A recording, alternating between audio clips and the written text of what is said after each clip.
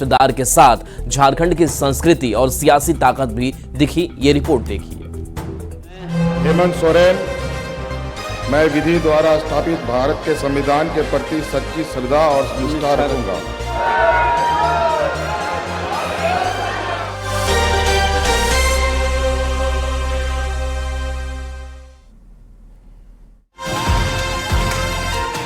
रांची के मोरहाबादी मैदान की अनोखी तस्वीर झारखंड की सियासत के ऐतिहासिक पन्ने में दर्ज हो गई।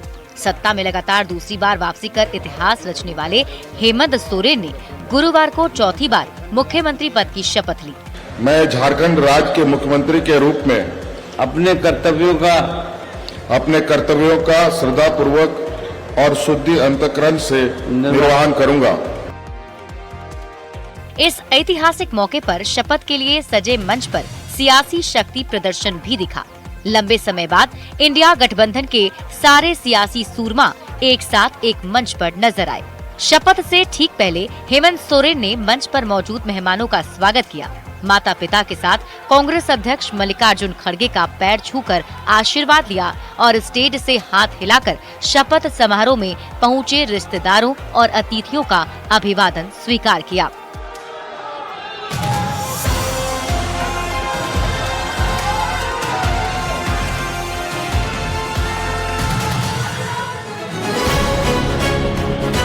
मुख्यमंत्री हेमंत सोरेन, गांडेय से विधायक और उनकी पत्नी कल्पना सोरेन का पूरा परिवार इस खास पल का गवाह बना।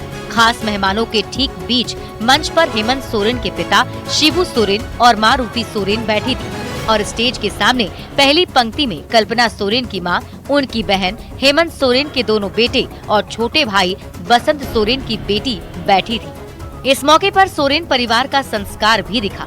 बसंत सोरेन की बेटी अपने पिता के साथ मंच पर पहुंची और दादा दादी के पैर छूकर आशीर्वाद लिया और इसके बाद ही बैठने के लिए अपने स्थान पर पहुंची। शपथ ग्रहण के लिए बने मंच पर बाईं ओर नवनिर्वाचित विधायकों के बैठने की व्यवस्था की गई थी, जहां ज्यादातर सत्ता पक्षी विधायकों के साथ झारखंड लोकतांत्रिक क्रांतिकारी मोर्चा के इकलौते विधायक जयराम महतो नजर आए। दाईं ओर वीवीआईपी मेहमान बैठे थे, या यूं कहें लोकसभा चुनाव के बाद एक मंच पर एक साथ विपक्ष का चेहरा नजर आया। हेमंत सोरेन के दाहिनी ओर कांग्रेस अध्यक्ष मल्लिकार्जुन खड़गे, लोकसभा में नेता प्रतिपक्ष राहुल गांधी, पत्नी कल्पना सोरेन, कर्नाटक के डिप्टी सीएम डीके शिव कुमार, झारखंड कांग्रेस के प्रभारी गुलाम अहमद मीर और प्रदेश अध्यक्ष केशव कुमार कमलेश, निर्दलीय सांसद पप्पू यादव के बगल में बैठे थे। हेमंत सोरेन के बाईं ओर पश्चिम बंगाल की मुख्यमंत्री ममता बनर्जी, दिल्ली के पूर्व सीएम अरविंद केजरीवाल और उनकी पत्नी सुनीता केजरीवाल, पंजाब के सीएम भगवंत मान, समाजवादी पार्टी के अध्यक्ष अखिलेश यादव, बिहार के नेता प्रतिपक्ष तेजस्वी यादव और उनके बगल में झारखंड आरजेडी के प्रभारी जयप्रकाश नारायण यादव नजर आए। हेमंत के शपथ ग्रहण समारोह में झारखंड की संस्कृति और रंग बिरंगी झलकियां भी देखने को मिली। समारोह में झारखंड के लोक कलाकारों ने पारंपरिक वेशभूषा में अतिथियों का स्वागत भी किया और खूब मनोरंजन भी हुआ। खास बात तो ये है कि मंच के ठीक सामने भी पारंपरिक लोक कला और चित्रकारी उकेरी गई थी। इस खूबसूरत पेंटिंग के साथ ये पल भी झारखंड के स्वर्णिम सियासी इतिहास में हमेशा हमेशा के लिए दर्ज हो गया। Bureau report, news 18। शपथ ग्रहण के बाद सीएम हेमंत सोरेन एक्शन में दिख रहे हैं। सीएम हेमंत सोरेन प्रोजेक्ट भवन पहुंचकर कार्यभार संभाला उन्होंने, और इसके साथ ही सीएम ने जनहित में कई फैसले भी लिए। उन्होंने कहा कि स्टीफन मरांडी को प्रोटेम स्पीकर बनाया गया, जो कि 9 दिसंबर से 12 दिसंबर तक नए विधायकों को शपथ दिलाएंगे। उन्होंने ये भी कहा कि मैया सम्मान योजना के लाभुकों को दिसंबर महीने का 2,500 रुपए सरकार देगी। सीएम हेमंत सोरेन केंद्र के पास राज्य के बकाये 1,36,000 करोड़ की वसूली को लेकर गंभीर दिखे और इसे वापस लेने के लिए कानूनी कार्रवाई की चेतावनी भी दी। सीएम ने सिपाही भर्ती फिर से शुरू किए जाने और पिछली बहाली के दौरान घटना की समीक्षा की बात भी कही। तो हेमंत सोरेन ने सीएम पद की शपथ ले ली है और शपथ लेने के बाद अब वो एक्टिव मोड में नजर आ रहे हैं। मैया सम्मान योजना को लेकर के अगर हम बात करें तो उन्होंने कहा है कि दिसंबर महीने का 2,500 जो पैसे हैं देने हैं उनको खाते में चली जाएंगी, और इसके साथ ही सिपाही भर्ती परीक्षा में क्या गड़बड़ी हुई थी, किस वजह से जो उम्मीदवार थे उनकी मौत हुई थी, उस पर भी समीक्षा की जाएगी और फिर से सिपाही भर्ती शुरू की जाएगी। विधायकों को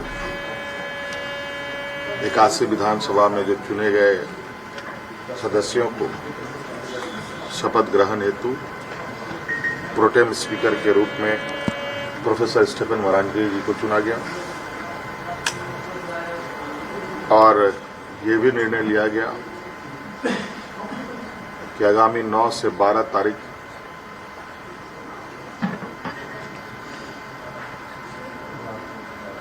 सरकार का प्रथम सत्र आहूत होगा और ये भी निर्देशित किया गया कि जो हमने निर्णय लिया था कि मैया सम्मान योजना के तहत दिसंबर माह से महिलाओं के खाते में 2500 रुपये देने का, उसे भुगतान किया जाएगा प्रति माह। केंद्र सरकार में हमारा जो बकाया है 1,36,000 करोड़ रुपया,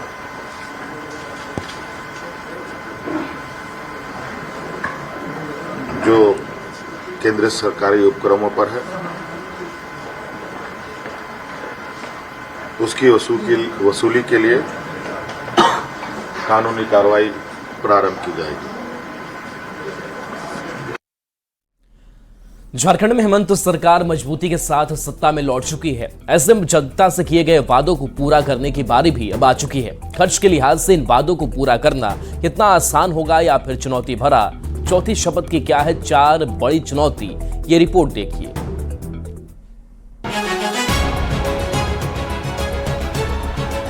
झारखंड की सत्ता में दोबारा वापसी की कल्पना साकार करने वाले हेमंत सोरेन ने चौथी बार मुख्यमंत्री पद की शपथ ली। सत्ता में वापसी का सपना तो पूरा हो गया, पर हेमंत के लिए अभी भी कई चुनौतियां बाकी हैं। हेमंत को उन ख्वाबों को पूरा करना होगा जो उन्होंने चुनाव के समय झारखंड की जनता को दिखाए, क्योंकि चुनाव में लोगों ने जेएमएम के एक ही नारा हेमंत दोबारा पर खुलकर भरोसा किया। ऐसे में अब चुनाव के बाद जनता के वादों को पूरा करने की बारी आ गई है। चौथी बार झारखंड की कमान संभालने वाले हेमंत सोरेन के सामने 4 बड़ी चुनौतियां हैं। गरीब महिलाओं को हर महीने 2500 रुपए की आर्थिक मदद, 450 रुपए में गैस सिलेंडर और हर व्यक्ति को 7 किलो राशन, झारखंड के 10 लाख युवाओं को रोजगार और धान की एमएसपी 2400 रुपए से बढ़ाकर 3200 रुपए करना। वैसे तो इंडिया गठबंधन के साझा घोषणा पत्र में कई बड़े वादे थे, पर 200 यूनिट मुफ्त बिजली के साथ साथ 1 वोट 7 गारंटी के न्याय पत्र वाले इन 4 वादों को पूरा करना सीएम सोरेन के लिए सबसे बड़ी चुनौती है। इन वादों को पूरा करना कितना आसान या कितना मुश्किल होगा, आंकड़ों के लिहाज से समझते हैं। 2024-25 का प्रस्तावित बजट 1,28,000 करोड़ का है। बात करें जेएमएम की 3 बड़ी योजनाओं की, तो उनमें मैया सम्मान योजना, 200 यूनिट मुफ्त बिजली और 450 रुपए में घरेलू गैस सिलेंडर का वादा शामिल है। इन 3 योजना पर अनुमानित बोझ औसतन 38,500 करोड़ से अधिक होगा। इसे लेकर साल 2025-26 के बजट में सरकार पर करीब 39,000 करोड़ का अतिरिक्त बोझ बढ़ सकता है। बात करें 2025-26 में राज्य सरकार के बजट की, तो इसका आकार 30% तक बढ़ सकता है। ऐसे में बजट का आकार बढ़कर 1,67,460 करोड़ के करीब पहुंच सकता है। हालांकि अभी तक बजट का आकार 9% से 13% तक ही बढ़ाने का रिकॉर्ड है। एक्सपर्ट मानते हैं कि इन वादों को पूरा करना बहुत ज्यादा मुश्किल नहीं है। राज्य सरकार खनिज पर टैक्स या सेस बढ़ाकर रेवेन्यू जुटा सकती है, पर यह भी एक सच्चाई है कि चुनाव में वादों पर भरोसा दिलाना जितना मुश्किल होता है, उसे पूरा करना शायद उससे भी ज्यादा कठिन। लिहाजा ये देखना होगा कि हेमंत सोरेन की नई सरकार न्याय पत्र के साथ कितना न्याय कर पाती है और कितनी गारंटियां पूरी होती है। Bureau report, news 18। मैं विधि द्वारा स्थापित भारत के संविधान के प्रति सच्ची श्रद्धा और इसी बीच बड़ी खबर झारखंड के सियासी गलियारे से आ रही है। 9 दिसंबर से 12 दिसंबर तक झारखंड विधानसभा का विशेष सत्र चलेगा। 9 दिसंबर को नव निर्वाचित विधायक शपथ लेंगे। 10 दिसंबर को राज्यपाल का अभिभाषण होगा। विधानसभा अध्यक्ष का चुनाव भी होगा और 11 दिसंबर को विश्वास मत हासिल करेगी सरकार। आपको बता दें कि द्वितीय अनुपूरक बजट भी इसमें पेश होना है। द्वितीय पाली में राज्यपाल के अभिभाषण पर वाद विवाद भी हो सकता है। खनिज पर शेष बढ़ाने से संबंधित और संशोधित विधेयक भी पेश किए जाएंगे। 12 दिसंबर को राज्यपाल के अभिभाषण पर धन्यवाद प्रस्ताव भी होगा और सरकार का उत्तर और मतदान होगा। तो इस बीच आपको बड़ी खबर राज्य से बता रहे हैं, जहां राज्यपाल के भाषण पर वाद विवाद की बात भी सामने आ रही है और 9 दिसंबर से विशेष सत्र की शुरुआत होगी। 9 दिसंबर को ही विधायक भी शपथ लेंगे।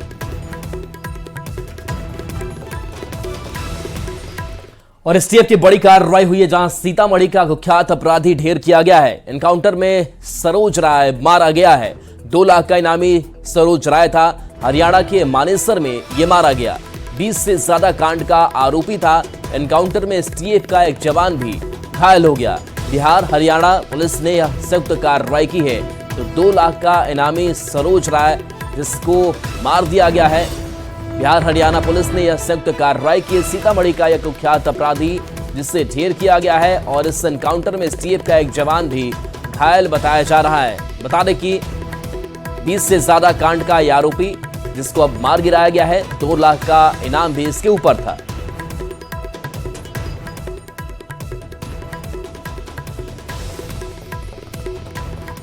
अब खबर पटना से है, जहां ट्रैफिक पुलिस ने एक बड़ी कार्रवाई करते हुए कई बीजेपी विधायकों का चालान काटा है। दरअसल बीजेपी की बैठक बुलाई गई थी और इस दौरान बीजेपी ऑफिस से बाहर जाम लग गया था, क्योंकि विधायकों ने सड़क पर ही अपनी गाड़ी को पार्क कर दिया था। ऐसे में लोगों ने इसकी शिकायत की, जिस पर कार्रवाई करते हुए ट्रैफिक पुलिस ने विधायकों की गाड़ी का चालान काटा।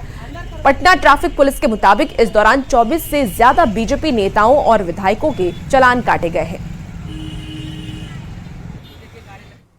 को जैसा कि ट्रैफिक कंट्रोल के द्वारा पता चला कि भाजपा कार्यालय के पास बहुत सारा मतलब जाम लग गया है। हम आम आदमी उसको जानकारी दिए थे कि वहाँ पे जाम लगा हुआ है। तो हम लोग आए तो देखे कि यहाँ पे बहुत सारी गाड़ी नो पार्किंग में लगी हुई थी।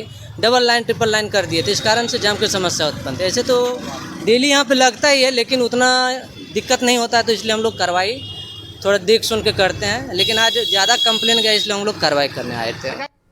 और पटना से बड़ी खबर, जहां राजेंद्र पुल आज रात 10 से सुबह 6 बजे तक बंद रहेगा। सड़क मरम्मत को लेकर के बंद किया गया है। बेगूसराय और मोकामा के बीच आवागमन ठप रहेगा।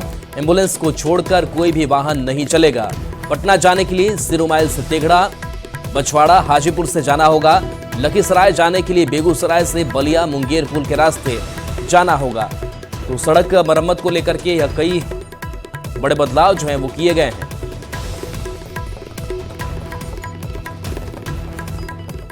और सासाराम में 1 दिसंबर को आईपीएस अधिकारी विकास वैभव के नेतृत्व में न्यू स्टेडियम फजलगंज में नमस्ते बिहार कार्यक्रम का आयोजन किया जाएगा। विकास वैभव लेटेस्ट इंस्पायर बिहार का अभियान चलाया जा रहा है। आपको बता दें कि बिहार में उद्यमिता की व्यापक क्रांति लाने का यह लक्ष्य है। अभियान के तहत लोगों को जागरूक भी किया जाएगा।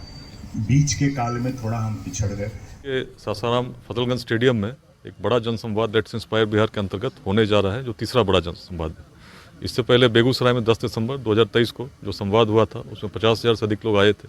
आरा में जनवरी में हुआ और रोहतास में, जो मेरी कर्मभूमि भी रही है, एक बड़ा संवाद इसलिए हम लोग कर रहे हैं ताकि बिहार में एक व्यापक उद्यमिता की क्रांति आए, ताकि जाति, संप्रदाय, लिंग भेद, विचारधाराओं के मतभेद से ऊपर उठकर बिहार को अपने जीवन काल में 2047 तक एक विकसित बिहार के रूप में स्थापित करने के लिए समाज का हर वर्ग सामने आए।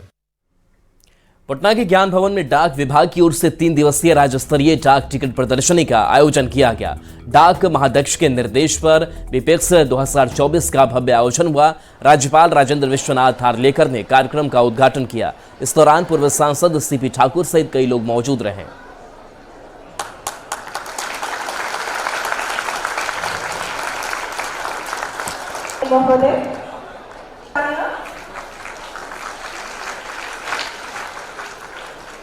आज के काल में थोड़ा हम पिछड़ गए तो और private school children welfare association का निकले हुए बीच के काल में थोड़ा हम पीछे। अभी जैसा देखा आपने माननीय राज्यपाल जी ने इसका उद्घाटन किया। अभी हम लोग एक स्पेशल कवर, एक बिहार के रेसियों पर पोस्ट कार्ड, 2 किताब जारी किया माननीय राज्यपाल जी ने। और अगला सत्र जो है महिलाओं पर आधारित है, महिला सशक्तिकरण पर, उसमें भी एक हम लोग स्पेशल कवर जारी करेंगे और एक पोस्ट कार्ड महिला बिहार की जो महान महिलाएं हैं उन पर एक पोस्ट कार्ड जाएगा। फिलहाल इस बुलेटिन में इतना ही। बने रहिए न्यूज़ 18 बिहार झारखंड के साथ।